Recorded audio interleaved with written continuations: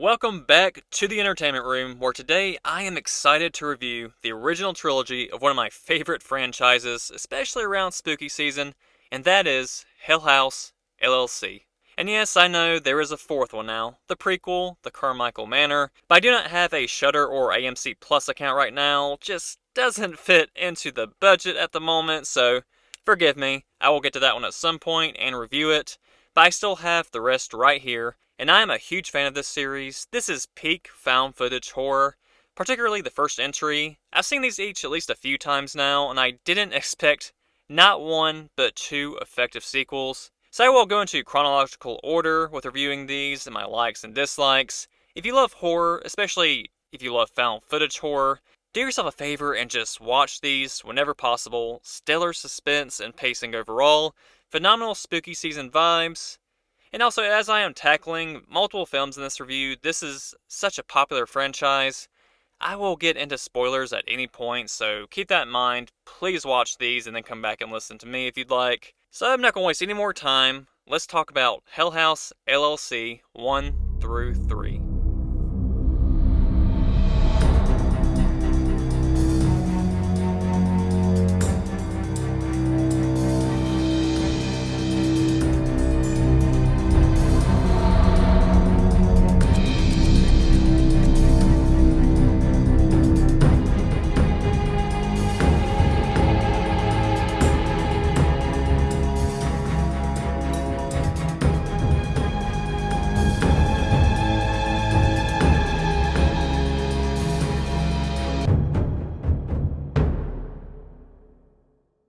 So up first is 2015's Hell House LLC. All three films are directed and written by Stephen Cognetti, and the story here follows a documentary crew reviewing footage from 5 years prior to the Hell House tragedy at the Abaddon Hotel, where a supposed malfunction killed staff members and multiple customers at a haunted house, and they want to discover what really happened that night. The start of this film is standard found footage setup, interviews and news reports of the tragedy and speculation about what went down that night, because that seems to be what all anybody has. So Diane, Jonathan, and Mitchell are the core members of this team interviewing people and trying to uncover more about that October night. And one of those interviewed throughout the film is Sarah Havel, the lone survivor of the staff at Hell House. And while the interview is taking place, Mitchell is reviewing footage, the tapes Sarah had on her person that were never turned into police. And the footage he reviews is what we also see throughout the film. And the footage follows this team of haunted house workers led by Alex. Also on the team is once again Sarah, Paul, Mac, and Tony. Alex being the controlling, damn near autocratic leader whose only real concern was getting this attraction up and running.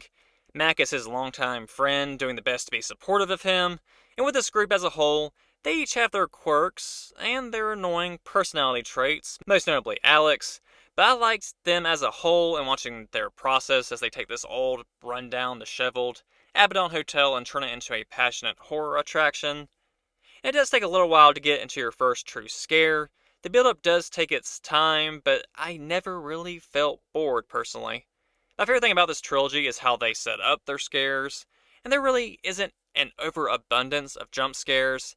There are largely just multiple instances of eerie, shocking frames of supernatural spirits and demons, combined with some intimidating paranormal activity. I know I just explained that so fucking terribly, but the imagery is pure nightmare fuel in many moments. The biggest thing for me is how unexpected a lot of these shots were. Daytime or night, you never know what's going to pop up and when, and how dangerous that presence is going to be in that moment. It was fun to really pay attention when a character is exploring the hotel, or even their own place away from the hotel. Sometimes you just see a figure staring at them across the room, or you'll see that, for instance, a mannequin or something change position. Just something fucked up can be in the background. I know that's standard stuff, but with everything combined, you just realize you have to stay on your toes due to the unpredictability of when an alarming moment or scare will occur. And this series just knows how to capitalize on the little things and make them into something extra unsettling. There are rare instances of extra effects, these cheap demonic sound bites, CGI. Those are few and far in between. And the first true scare is a standout in this film as a whole. You see Paul lying in his bed casually, talking to the camera, just giving an update, and a figure casually just kind of lets himself into the room. Instead of disappearing as soon as Paul turns as you'd expect, she is still just standing right there, like an annoying younger sibling who can't sleep. And then a future night, there's him desperately hiding under the covers while this figure, who was originally just sitting on the floor, suddenly looks at him and is now standing and slowly approaching him. And just the way it was shot, him transitioning from hiding under the covers to back out, and just seeing her stare at him the way she did, it was just so effective even in its simplicity. I'm still creeped out by that encounter. When I think of this movie, this first initial scare is the first thing that comes to mind, combined with the hopelessness Paul obviously felt in that moment. And the interviews that take place in between the footage are actually more stimulating than I would have expected. Too many interviews and exposition pieces in horror can be distracting and boring, but I find myself engrossed in most of them. It kept the story moving and sometimes left you with a question you really wanted answered. And there's a lot of uncertainty surrounding the true conflict at hand and what the goals of these forces are that are at play. And also in this film, I think we also get only a sliver of history about it, about Andrew Tully, this alleged cult member who worshipped Satan and took his own life in the hotel he previously owned. And locals knew a little piece of the legend, but no one really knew the whole truth. It's also revealed that the name Abaddon this town and the hotel has is the name of a demon who guards the gateways of hell. Sounds like a wonderful town to raise children in. But moving on, one of my favorite additions were the clowns in the basement, particularly the most active black and white one, with its subtle shifts in location and off-camera movement. And also, going back to Paul, his mental decline really started with this initial counter he had with this clown. Also, the strobe light testing scene where Paul is locked in a room, and a figure is faintly seen appearing and disappearing at various points in the room, while he desperately tries to get back out. And his tactic with the lights is a bit more overdone in horror as a trope, but it was handled rather well here. And also soon after this, another person gets roped into the paranormal experiences as we get a great scene with Paul and Mac finding the clown popping up in various locations in the hotel, plus Sarah on her own in a corner talking to herself. And what added to that moment to what could have been a really cheesy delivery was the sound effect they used on her voice, which just sounded like a record going backwards when she was talking.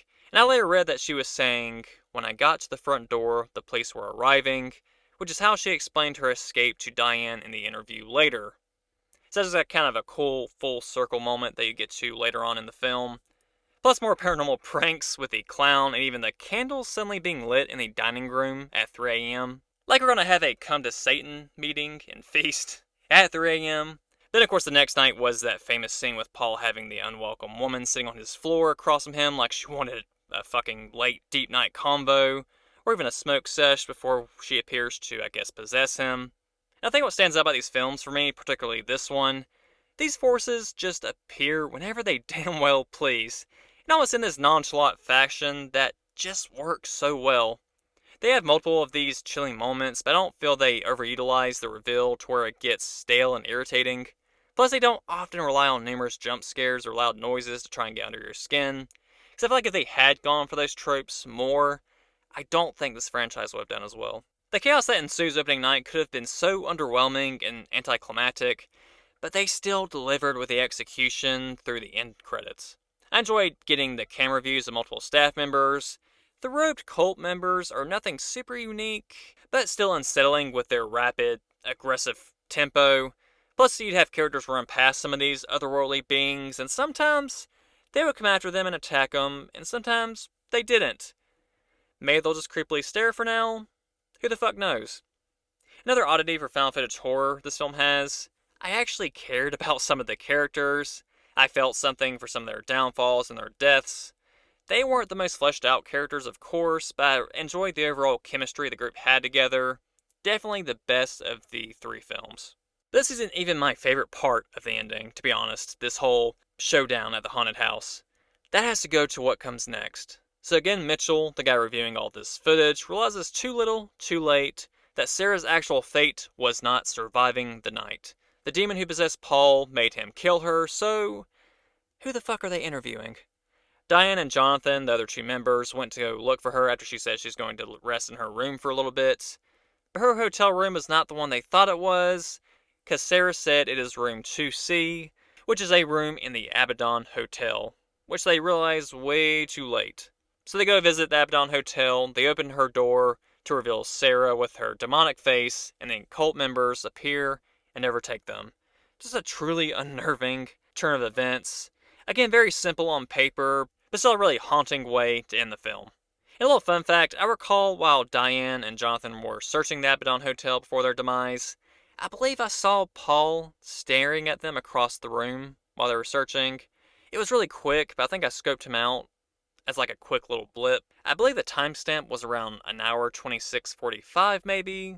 So, and just to add to that, once again, these films are a lot of fun to watch very closely because you never know what you'll see, who will be watching a character from afar.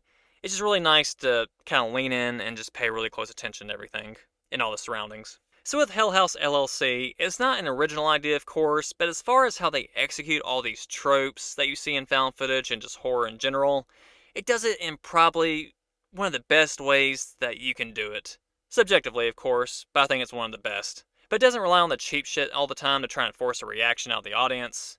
And also, that piano tune that sticks around through the sequels as well still freaks me the fuck out. Just remembering it when it comes to mind. It's apparently just the Meow Mix jingle, but slowed down, which, who would have thought that something like that would be picked out and edited into one of the freakiest haunted house tracks ever.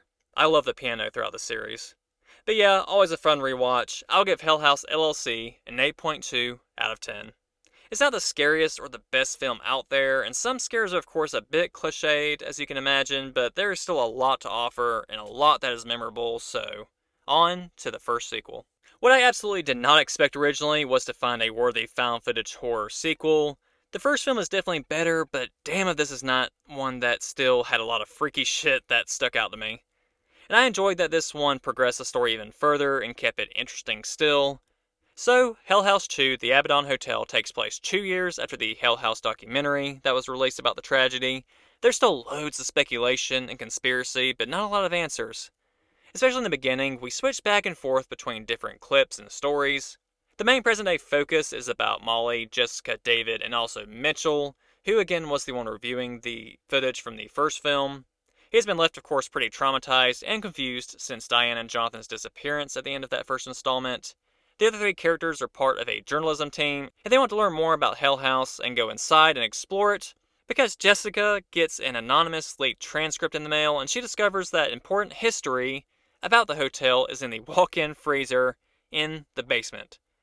Sounds sketchy as shit, sounds dumb as fuck for anybody to go back there, but with there being no 100% proof per se, especially as a journalism team, I'm not surprised they were dumb enough to go.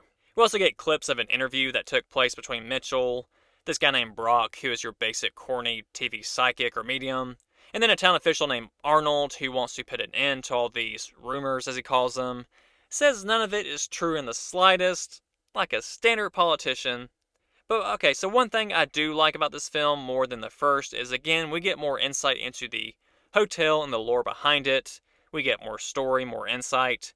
And early on, when we flip between present day and past online videos of random teens and adults going into the hotel for one reason or another, I found those all to be intriguing clips, for the most part. One was a bit dull, but the other 2 were pretty unsettling, I would say. And they really capture that mystery and that dread associated with the hotel also. For instance, the clip of the gay couple picking up a missing woman named Savannah is probably one of my favorite scenes in the entire film. Something is off with her, and she mentions needing to get checked in at the Abaddon Hotel. But against her better judgment and knowledge that the Abaddon Hotel is not taking guests, they follow her into the hotel to make sure she is okay. And also, the actress who plays Savannah kills it. She really does. That combined with the simple yet effective makeup that they use for these people who have succumbed to the entities of the hotel works for me every time. Plus the creepy deadpan tone of their voices. And this film, again, is not super heavy on jump scares. It has them, but it's once again more about the imagery and the randomness and the suddenness of seeing something or someone when you don't necessarily expect to. This couple going down to the basement, rounding the corner, and immediately seeing her just casually waiting for them just creeps me the fuck out every time. And the other clips maybe aren't as scary per se, but they do a great job further crafting that fear and that dread for this place. That's proving more and more how powerful it is and how you can still be manipulated by this location, even if you're not inside the hotel specifically. To speak back on our core group, they're fine, overall. I don't find them as interesting as the OG group we see in the first entry, but their involvement still was likable and purposeful nonetheless. A lot of people I've read online have this as their least favorite of the original trilogy, and I don't personally get that. This one keeps up that vibe of the first one pretty well. The atmosphere and the suspense that is crafted once the team enters the hotel is particularly suffocating. Very few slow moments once they finally go in. And again, Brock, this medium, provides some comic relief with this cheesy ass gimmicky schlock that he tries to sell, but he and his cameraman don't even last long anyway if their involvement bothers you. Plus, their death scene was really creepy and a highlight in its design as well. I think it also helped that the group in this hotel this time around was much smaller and were even split up more often. I really didn't expect a lot of the appearances of the demons that showed up eventually, and it really helped to keep you on edge more. They also had some interesting twist on some of the appearances as well, instead of just, having demons standing and staring at our protagonists. They had some nice touches here and there. Mitchell, at one point, for instance, passes Sarah from the first film on the phone with her mom. What starts as a normal, panicked conversation about being at the hotel quickly transitions to her saying some fucked up shit about Mitchell. Then the camera pans to her, and she is now in her true possessed form. I just like that entire sequence with the two of them. The last main thing I want to praise is the appearance of the deceased owner of the hotel, Andrew Tully, whose praise for the devil was apparently met with rewards. And the actor who helmed this role fucking bodied it. The menacing presence, the performance was just handled beautifully, his tone was perfect, and the finale to this one is still excellent, with his introduction into this world, and I was really surprised by how good a found footage sequel could be. Hell, most horror sequels in general fall off so fucking fast a lot of the time, so I'm impressed with how well the second installment kept up the effort and the intensity. I still feel like the writers and the actors had heart here. And the first is still, of course, more balanced with its scares and some of its narrative and its progression, but no hate to this one at all. Fantastic lead up to the finale of the trilogy. I'll give Hell House 2, The Abaddon Hotel, a 7.8 out of 10. I know I've given rather high reviews for found footage films, and I hope that doesn't make me look bad, and many may disagree with my praise and my scores, but hey, you like what you like, and these simply just do the job for me, in a lot of ways. So now that brings us to the third and final film of the original trilogy, Hell House 3, Lake of Fire. This third entry follows Russell Wynn, a billionaire who has purchased the Abaddon Hotel to open an interactive show called Insomnia. Vanessa Shepard is given the opportunity to film behind-the-scenes footage, and along the way she starts to unfold why Russell chose this hotel specifically for his show despite its notorious history. I was a bit disappointed the first time I watched this film, as I didn't feel like it was as effective at building that suspense like the other two had. And while I still largely stand by that, I've grown to like it more as the mystery and the reveal at the end is written pretty well, I would say. But I just wasn't expecting the pacing and the vibe to be so different most of the time. I do wish the pacing in that regard was better, but I had much more fun with the investigation and the progression this time when it comes to the story and the wrap-up. And those critiques are not to say that we still don't get some awesome moments. The most iconic moment is likely the one most of us has probably seen as like a standalone clip online where Jane, one of the cast members, goes into the basement at night on a dare to touch one of the clown's noses. She instead leans in for a kiss to try and show off, pecks one on the nose, comes back up, and now we see that the head of the black and white clown has now turned to look at her. And the actress does a great job with the standing and the slowly trying to leave with the camera pointed behind her towards the clowns to watch them at all times. And I'm not gonna lie, clowns don't always scare me, not in general. Pennywise from It and Art from Terrifier are exceptions, but these clowns, despite never seeing them move on camera, they do a lot with very little physical effort, making them about as unsettling in their own way. So I was impressed with the inclusion of these mannequins throughout, and this was a great scene with them also. Some of the other scares, though, just felt less inventive and don't hold that edge nearly as well. I think part of my personal issue with this setup was the amount of characters and bodies in the hotel. It just felt too busy, I think. It just made more moments feel more artificial and staged and just not nearly as thrilling. I do like the Vanessa Shepard character as our lead.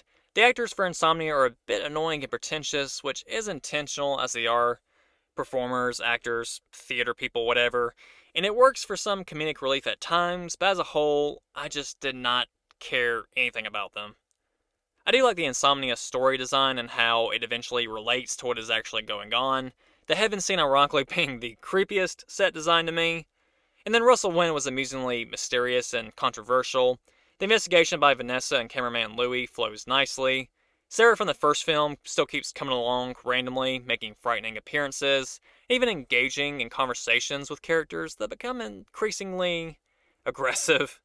And once Andrew Tully reappears at the end and all hell breaks loose, literally, it is an enthralling finale with these rogue demonic cult members attacking everyone in rapid succession again, and the apocalypse begins outside. And the twist with Russell, with him having died in a car accident years ago and becoming resurrected as Earth's savior, I think it works, mostly, sacrificing himself to rid the world of this threat. The scene at the bar before opening night was a cool bit of foreshadowing with him ordering red wine, and then bread that was to be shared thereby at the table, kind of a nice religious nod. One thing that kind of took me out of the finale, just briefly, was the little skirmish, scrap, tussle between Russell and Tully before everyone who was attacked that night comes back to life. It just looked incredibly, well, bad. Like they were just awkwardly hugging. Combine that with the bad CGI of the light, I'm guessing coming from hell behind them, the doorway to the lake of fire. It was just not at all enjoyable to look at, but thankfully it was under 10 seconds, so that piss poor CGI thankfully doesn't last long. And while this film does wrap up the main part of this story, I feel it does leave some things up in the air too much, particularly the final scene with the original group from the first film.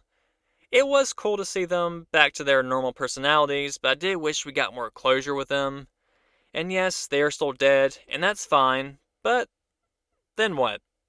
Russell tells them it's time to move on, then he simply fucks off out of the house while they're stuck there.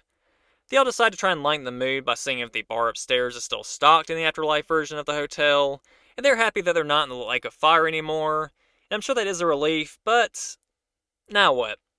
Are they meant to be in this hotel together for eternity? Is the bar upstairs stocked in the afterlife so they have something to do? Do they get to come to terms with their deaths in their own time and slowly drift into whatever the afterlife truly is? Because the way it looks, they're just kind of stuck here with just a half-hearted, okay, see ya, from Russell, and they're still stuck in this place where they were viciously murdered.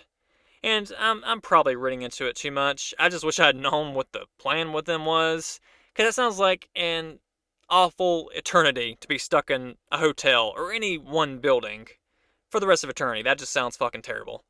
But yeah, I'm probably reading too much into it. But I guess we're just supposed to assume that they'll be okay no matter what happens. I guess. So I guess we're good, mostly.